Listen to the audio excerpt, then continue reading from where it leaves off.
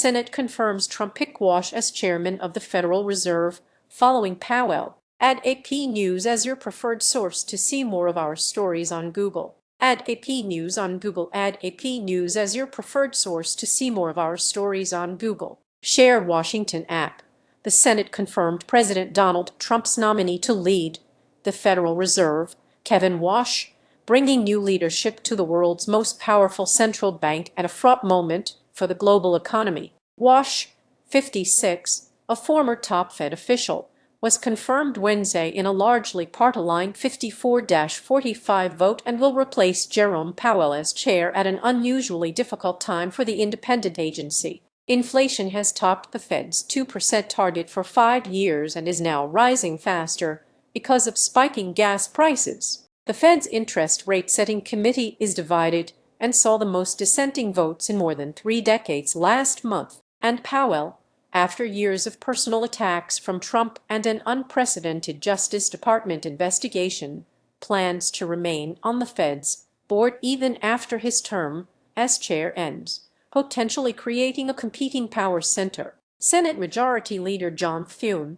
RSD, said in a floor speech that it's critical that Fed chair understand not only the macro, but also appreciate the microeconomy, and that's the hardworking Americans, their jobs and their livelihoods. Kevin Warsh is just such a person, Thune said. Trump has demanded change at the Federal Reserve. The Fed has faced threats to its independence from Trump, who has repeatedly attacked Powell for not cutting interest rates. Trump also sought to fire Fed Governor Lisa Cook and launched an investigation into Powell's Senate testimony about a building renovation. The probe of Powell had threatened to derail Warsh's nomination, as Republican Sen. Tom Tillis of North Carolina vowed to withhold support until the investigation was terminated. The probe was ultimately dropped in April. Every Republican voted for Warsh on Wednesday, as did Democratic Sen. John Fetterman of Pennsylvania. Read more. Kevin Hassett, director of the White House's National Economic Council, said in a Fox News interview on Sunday that he believes the markets are relieved that Warsh is going to help lower interest rates over time. Obviously, data-driven, said Hassett. I'm not putting any pressure on Kevin Warsh. In December, Trump said on his social media platform that he wanted a Fed chair who would cut interest rates when the stock market rose, the opposite of what traditional economics would prescribe, and added, anyone that disagrees with me will never be the Fed chairman. Trump's comments have fueled concerns over whether Warsh will set rates based on economic conditions or instead seek to appease Trump, even if doing so could worsen inflation. At Warsh's confirmation hearing last month, Sen. Elizabeth Warren, a Democrat from Massachusetts, derided him as a sock puppet for Trump. Still, Warsh denied at the hearing that Trump had pressured him to reduce the Fed's key rate. I will be an independent actor if confirmed as chair of the Federal Reserve, he said.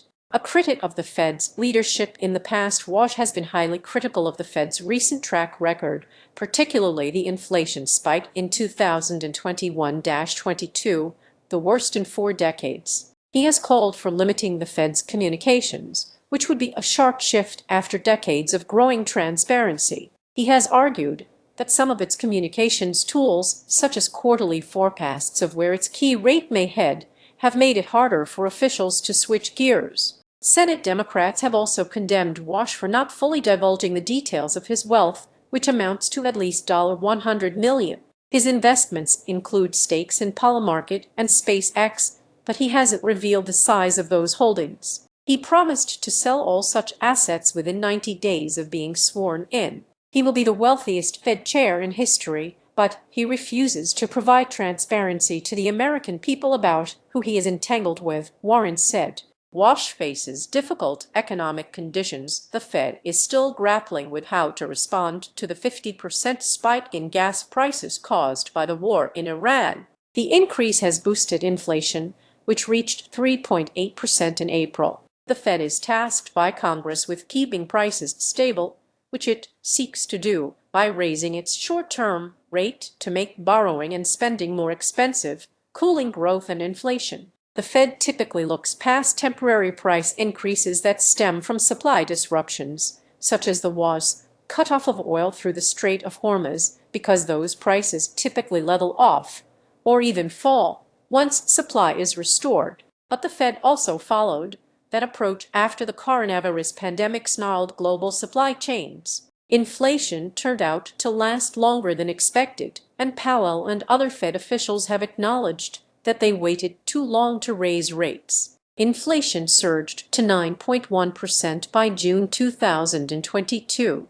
The Fed's rate-setting committee has kept rates unchanged for 3 straight meetings as it evaluates the spike in gas prices. At its most recent meeting last month, 3 members of the committee objected to language that suggested its next move would be a rate cut. They preferred more neutral language that would allow for a hike. Many Fed watchers saw those dissents as a warning shot to Warsh that he won't be able to easily engineer rate reductions. A 4th member of the 12-member committee, Stephen Murrin, dissented in favor of a rate cut, as he has at every meeting since Trump appointed him to the Fed's board last September. Murrin is serving until a replacement is named, and Warsh will take his spot. Powell, meanwhile, said at a news conference on April 29 that he would remain as a Fed governor until the Justice Department closes its investigation into the Fed's building project, the first time a chair may stay on the board for an extended period since 1948. His term as a governor lasts until January 2028. U.S. Attorney Jeanine Pirro has dropped the government's probe, but she has said it could be reopened if the Fed's Inspector General, which has looked into the renovation project since last July, finds evidence of criminal activity. Follow the AP's coverage of the Federal Reserve System at https://upnews.com/hub/Federal Reserve System.